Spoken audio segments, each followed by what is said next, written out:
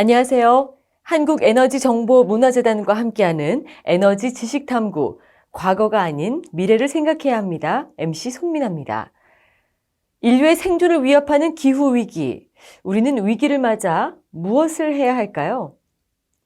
단순하게 생각하면 인간의 사회 경제 활동으로 기후위기가 닥쳤으니 사회 경제 활동을 멈추면 지구의 환경이 회복될까요? 특히 대기 중 이산화탄소 농도 상승의 주범이라고 하는 화석연료.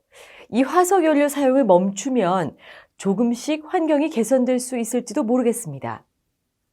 하지만 타임머신을 타고 과거로 돌아가듯 과거의 삶으로 돌아가는 것이 과연 가능한 방법일까요?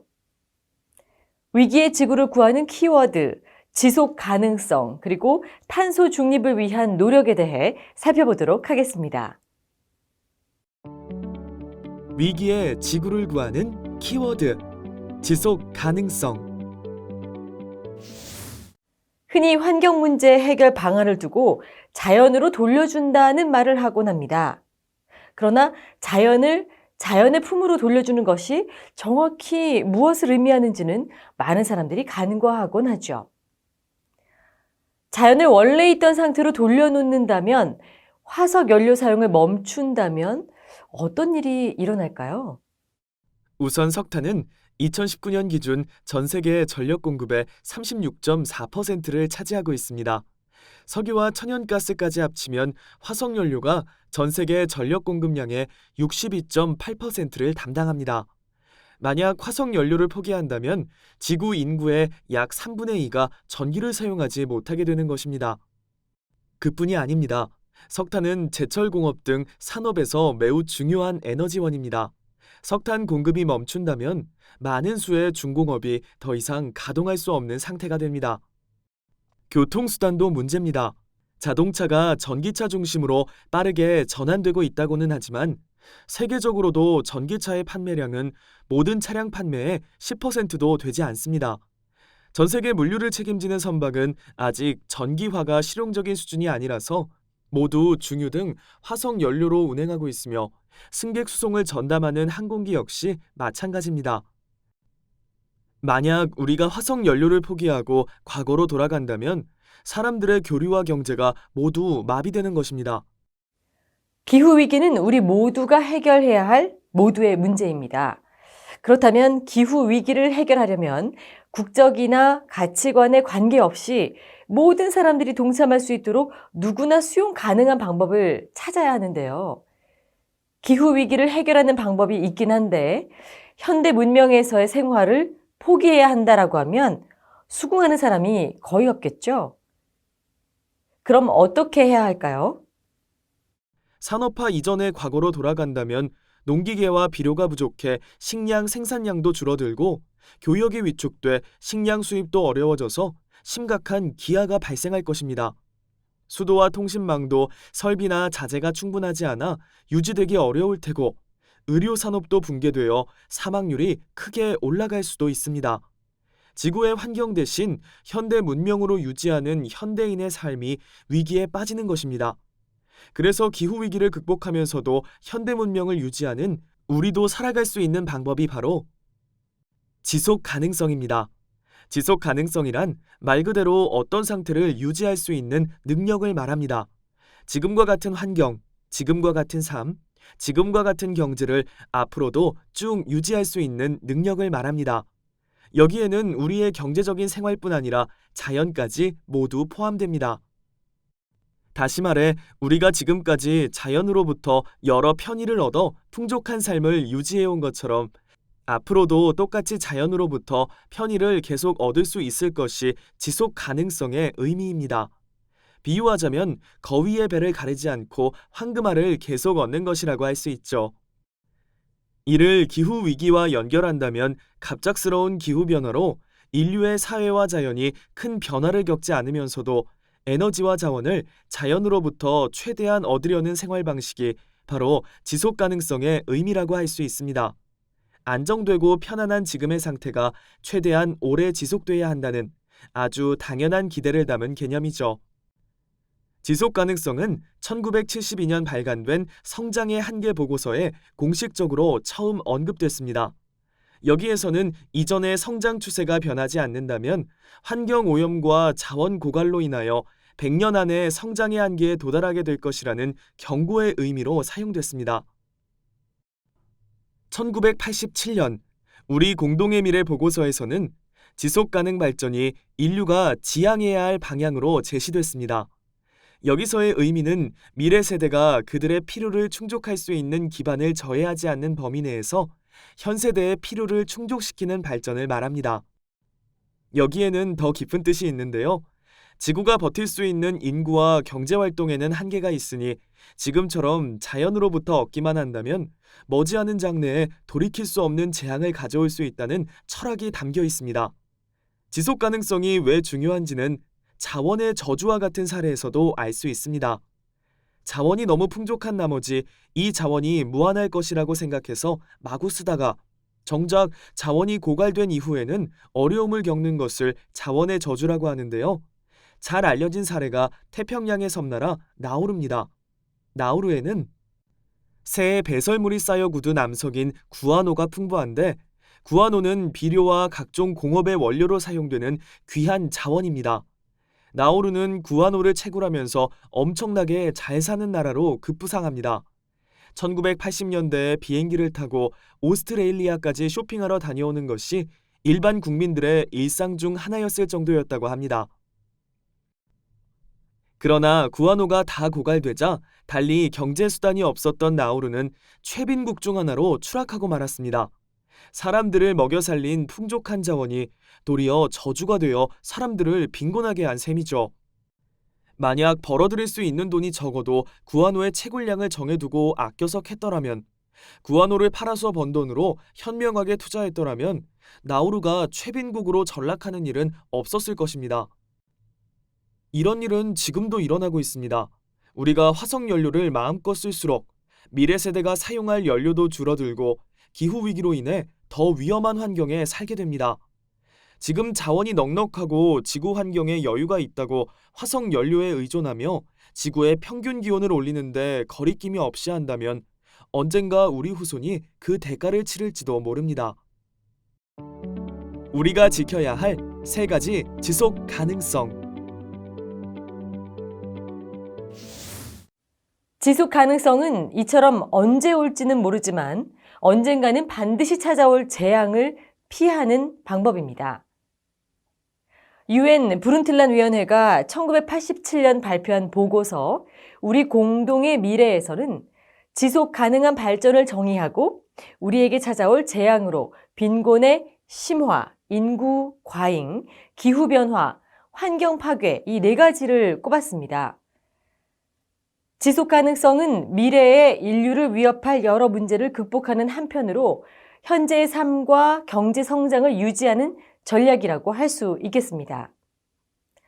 이처럼 인류가 맞닥뜨릴 문제 전반을 다루기에 지속 가능성은 환경부터 인간의 경제 활동까지 폭넓게 다룹니다.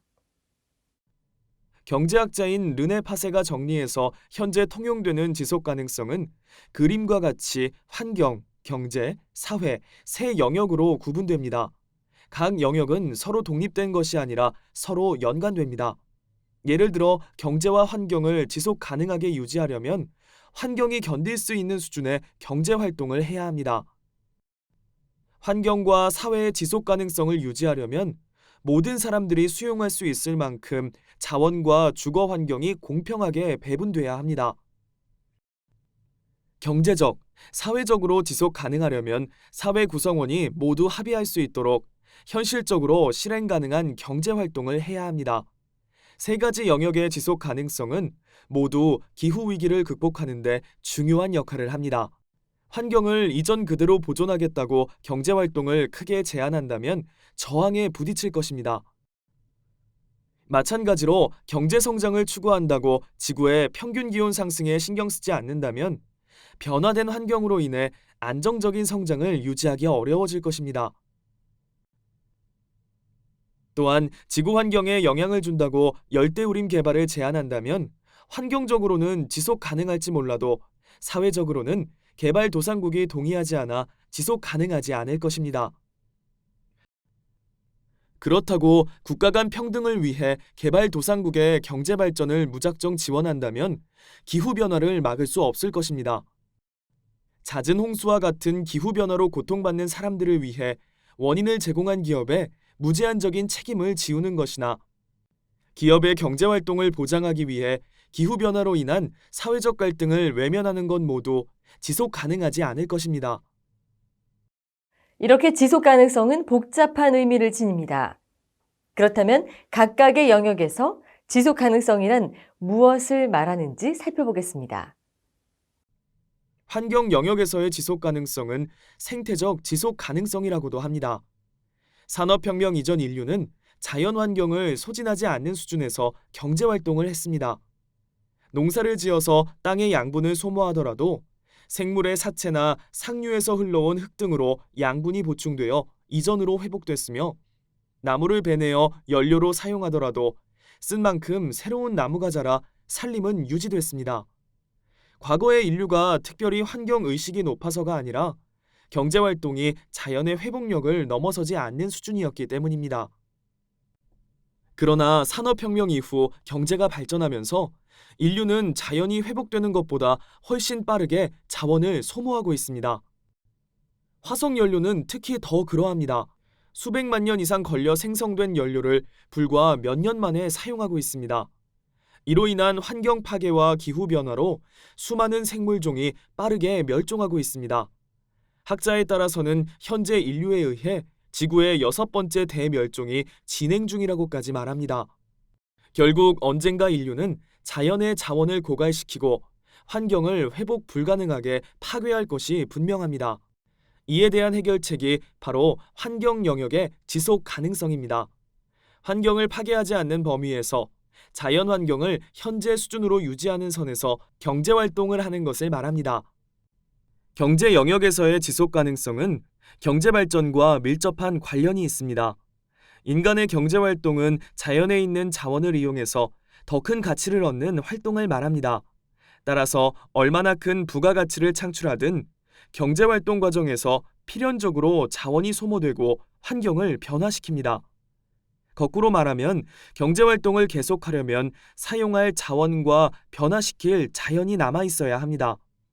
여기에서의 자연과 자원은 광물과 같은 상품성 있는 자원뿐 아니라 물, 공기, 토지, 생태계와 같은 자연 환경을 모두 포함합니다.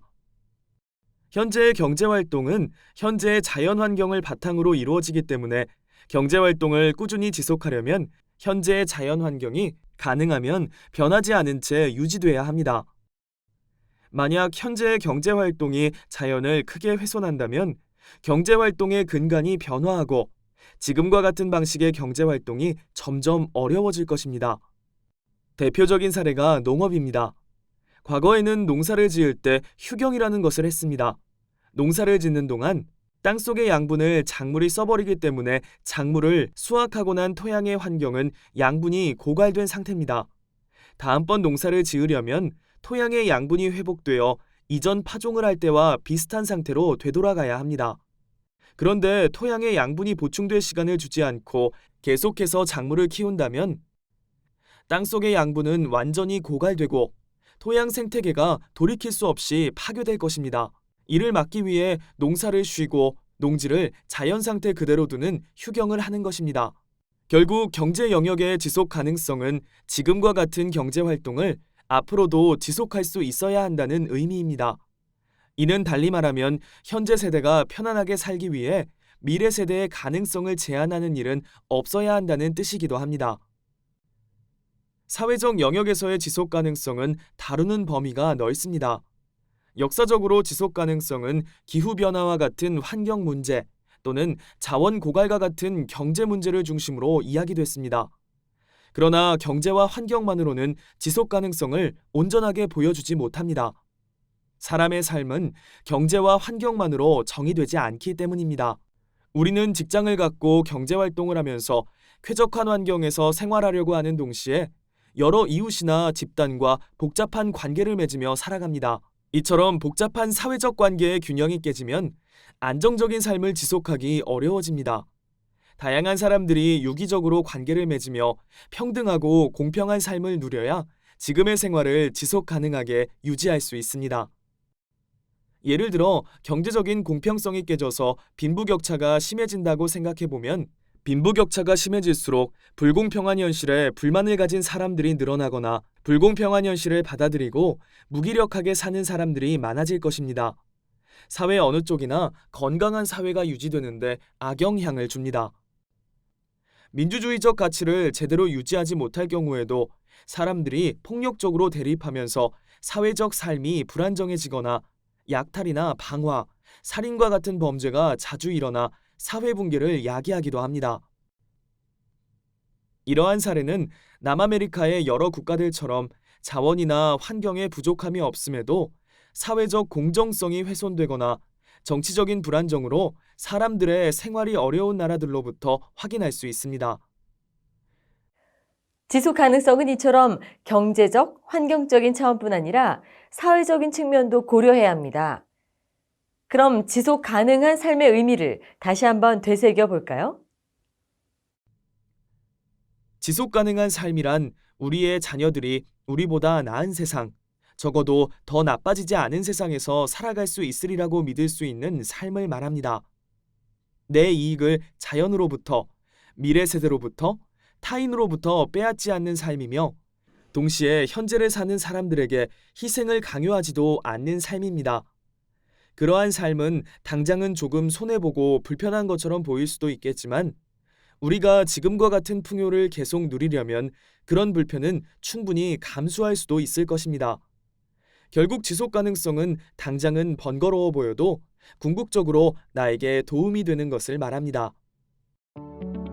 지속 가능한 세계를 위한 최소한의 실천, 탄소 중립. 지속 가능성의 의미를 생각하면 기후 위기에 어떻게 대비해야 할지가 보일 것입니다.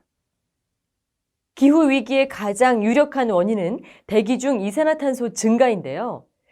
이 이산화탄소의 증가를 막기 위해서는 어떻게 해야 할까요? 생물의 호흡이나 생물의 사체를 태워서 나온 이산화탄소는 광합성부터 호흡으로 이어지는 자연계의 탄소 순환의 일부이므로 대기 중 이산화탄소 농도에 큰 영향을 주지 않습니다. 이산화탄소의 주요 원인은 땅속 깊은 곳에 잠들어 있던 탄소를 깨워서 대기 중으로 되돌려 보내는 활동, 즉 화석 연료 사용입니다. 그렇다면 아주 당연하게 우리는 화석 연료 사용을 줄임으로써 기후 위기에 대비할 수 있을 것입니다. 그러나 무작정 화석 연료 사용을 줄이는 것은 답이 아닙니다. 현대 문명은 화석 연료를 기반으로 하기 때문입니다. 우리는 석탄을 태워서 전기를 만들고 석유를 태워서 교통수단을 움직입니다. 석탄과 석유는 플라스틱과 같은 수많은 화학물질의 원료로 사용되며 비료의 원료가 되기도 하고 금속과 같은 제품을 생산하는데 꼭 필요하기도 합니다. 뿐만 아니라 산업에서 사용하고 남은 화석연료는 아스팔트와 같은 형태로 길을 닦는 데 쓰입니다. 이처럼 쓰임새가 다양한 화석연료를 갑자기 사용하지 않는다면 환경은 지속 가능할지 몰라도 경제는 지속할 수 없게 됩니다. 더 큰 문제는 사회적인 여파입니다. 화석연료가 거의 모든 산업에서 널리 사용되다 보니 화석연료 사용을 줄이면 그 충격은 산업 전반에 고르게 미칠 것입니다. 에너지 분야처럼 화석연료를 직접 사용하는 산업계의 일자리가 대부분 사라질 것이고 화석연료를 원료로 하는 여러 제품들 역시 시장에서 사라질 것입니다. 식량 생산에도 영향을 미쳐서 기아가 일어날 수도 있습니다. 경제 시스템 전반이 마비되면서 사람들은 생존하기 위해 점차 각박해지고 대립하며 커다란 혼란을 일으킬지도 모릅니다. 사회의 지속 가능성이 훼손되는 것입니다. 따라서 우리의 삶이 지속 가능하려면 화석연료를 무조건 퇴출할 것이 아니라 보다 현명하게 환경과 경제와 사회를 조화시켜야 합니다. 즉 경제활동을 유지할 수 있는 최소한의 화석연료를 사용해서 경제적 지속 가능성을 유지하되 누구나 동의할 수 있는 방법으로 화석연료 중심의 경제에서 벗어나도록 변화를 추구함으로써 사회적인 지속 가능성을 유지해야 합니다. 그 변화의 방향은 물론 화석 연료를 대신해 환경에 피해를 덜 주면서도 경제적인 활력은 그대로 유지할 수 있는 새로운 에너지와 경제 시스템일 것입니다. 그러한 변화는 어떻게 이루어 가야 할까요? 앞에서도 보았듯이 현실적으로 화석 연료를 당장 완전히 퇴출할 수는 없습니다. 따라서 경제와 사회가 감당할 수 있는 수준으로 화석 연료 사용을 점진적으로 줄여나가야 합니다. 그러나 이처럼 점진적인 변화만으로는 기후 위기를 막을 수 있을 만큼 탄소 배출량을 줄이기가 불가능합니다. 최근의 연구는 기후 변화가 과학자들의 예상보다도 빠른 속도로 일어난다는 사실을 보여줍니다. 그린란드와 남극의 대륙冰상은 1990년대 이후 빠르게 녹으면서 해수면을 1.8cm 상승시킨 것으로 확인됩니다. IPCC에서 가정한 최악의 시나리오와 일치하는 수치입니다. 리즈 대학교와 덴마크 기상연구소는 2020년 네이처에 발표한 연구에서 해수면은 매년 4mm씩 높아져서 이번 세기 말까지 17cm나 더 높아질 것으로 내다봤습니다. 과학자들이 그간 상상했던 것보다 훨씬 빠른 속도라고 합니다. 탄소 배출량을 점진적으로 줄이느라 기다릴 시간이 없다는 뜻입니다. 화석 연료를 불가피하게 사용해서 이산화탄소가 배출될 수밖에 없다면 방법은 하나뿐입니다. 대기 중으로 배출된 이산화탄소를 다시 땅속이나 물속으로 되돌리는 것입니다. 돈과 인력이 많이 드는 쉽지 않은 일이지만 화석 연료 사용을 갑자기 멈춰서 경제와 사회가 커다란 혼란에 빠지는 것보다는 훨씬 저렴합니다. 이처럼 이산화탄소를 모아서 고체나 액체 상태의 화합물로 되돌려 대기 중에서 제거하는 방법을 탄소 포집, 활용, 저장이라고 합니다. CCUS는 대기 중의 이산화탄소를 제거하는 역할을 합니다. 만약 CCUS로 이산화탄소를 충분히 수집해서 저장할 수 있다면 화석 연료를 사용해서 배출된 양만큼 다시 저장해서 겉보기에 배출되는 이산화탄소의 양을 0으로도 만들 수 있을 것입니다. 비유하자면 먹은 음식의 칼로리만큼 운동으로 써버리면 체중이 늘어나지 않는 것과 마찬가지입니다. 이러한 전략이 바로 탄소 중립입니다. 탄소가 늘어나지도 줄어들지도 않는 상태를 달성한다는 뜻입니다. 물론 현재 기후위기의 심각성을 생각하면 대기 중 탄소가 줄어들어야 하겠지만 대기 중 탄소가 계속 늘어나는 상황에서 일단은 늘지도 줄지도 않는 상태를 우선 달성해야 합니다. 세계 많은 국가들이 탄소 흡수가 아닌 탄소 중립을 목표로 삼는 이유도 여기에 있습니다.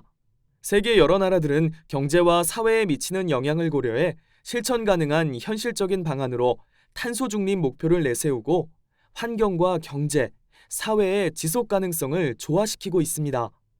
결국 탄소 중립은 단순한 환경보호 정책이 아니라 우리가 사는 세계를 온전하게 지키려는 최소한의 노력인 셈입니다. 탄소 중립을 위한 다양한 노력. 탄소 중립을 이루는 방법은 다양한데요. 에너지와 화석 연료 사용을 줄이고 대기 중에 배출된 이산화탄소를 되돌릴 수 있는 여러 방안을 생각해 볼 수 있습니다. 아주 간단하게는 나무를 심는 것 정도를 생각해 볼 수도 있겠습니다. 나무는 대기 중 이산화탄소를 양분으로 바꾸고 땅속에 저장하는 데 도움을 주기 때문이죠. 그럼 탄소 중립을 위한 어떤 노력들이 있는지 알아볼까요? 전기를 아끼는 것도 아주 좋은 방법입니다. 매년 지구의 날이면 10분간 소등 행사를 하곤 하는데요. 우리나라에서만 100만 곳의 건물이 참여하는 이 행사에서 10분간 불을 꺼서 아낀 에너지로 절약된 이산화탄소는 30년생 소나무 8,000그루가 1년 동안 흡수하는 이산화탄소의 양과 맞먹는다고 합니다. 나무를 심고 전기를 아끼는 작은 행동도 중요하지만 기업 차원의 움직임도 큰 힘이 됩니다. 경제활동의 중심인 기업이 저마다 기업 활동으로 배출하는 탄소만큼 다시 흡수한다면 탄소 중립을 어렵지 않게 달성할 수 있을 것입니다. 기업에 따라서는 항공사처럼 어쩔 수 없이 화석연료를 사용해야 하는 경우도 있는데 이런 기업들도 탄소 중립에 참여할 수 있습니다. 기업의 이익 일부를 대기 중 탄소를 줄이는 활동, 즉 CCUS나 재생에너지 연구, 산림 보존과 같은 일에 투자하는 것이죠. 호주의 저가 항공사인 제스타처럼 승객이 지불하는 운임 중 일부를 탄소 배출량을 줄이거나 환경을 보호하는 활동에 투자할 수도 있습니다. 이러한 활동을 통해 비행기를 운영하면서 배출하는 이산화탄소의 양만큼 이산화탄소를 흡수, 저장하는 활동을 지원함으로써 결과적으로 기업이 배출하는 탄소의 양을 0으로 만드는 것입니다. 제스타 항공은 이러한 탄소 중립 프로젝트로 2009년부터 지금까지 약 200만 톤에 달하는 탄소 배출량을 상쇄했다고 하는데 시드니 항구를 2번이나 채우고도 남는 막대한 양이라고 합니다. 물론 탄소 중립은 개별 기업의 활동만으로는 달성하기 어렵습니다. 우리가 사용하는 제품은 여러 기업을 거쳐서 우리의 손에 들어오기 때문입니다. 예를 들어 우유를 생각해 봅시다. 마트에서 사는 우유는 대관령과 같은 곳의 목장에서 짜낸 소젖으로 만듭니다. 소에서 짜낸 젖은 우유 회사로 전달되어 우리가 마시는 형태의 우유로 가공됩니다. 우유 회사에서는 설비 회사가 제작해준 생산 공장에서 첨가물 회사에서 구입한 첨가물로 소젖을 처리하고 포장지 회사에서 구입한 종이 포장지에 우유를 담습니다. 이렇게 생산된 우유는 운송 회사의 차에 실려 여러 유통사로 전달되고 우리의 손에 들어옵니다.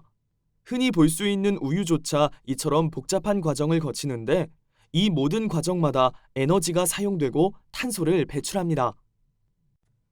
따라서 탄소 중립을 달성하려면 우리가 경제활동을 하면서 사용하는 제품들이 만들어내는 탄소를 정확하게 추적해야 합니다. 이를 탄소 발자국이라고 하며 탄소 발자국을 추적하면 각각의 제품이 탄소를 얼마나 배출하는지 확인할 수 있습니다. 특히 운송 과정에서 많은 탄소가 배출되기 때문에 탄소 발자국을 이동거리로 나타내기도 하죠. 더 먼 곳에서 생산된 제품일수록 탄소 배출량이 많은 것입니다. 이렇게 탄소 발자국을 측정함으로써 각 제품이나 유통 단계별로 얼마나 탄소 배출량을 줄여야 하는지 알 수 있습니다. 최근에는 블록체인 기술을 적용해서 탄소 발자국을 실시간으로 계산해주는 방법도 개발되고 있다고 하는데 이처럼 우리가 사는 세계의 지속 가능성을 위해 많은 노력이 이루어지고 있습니다.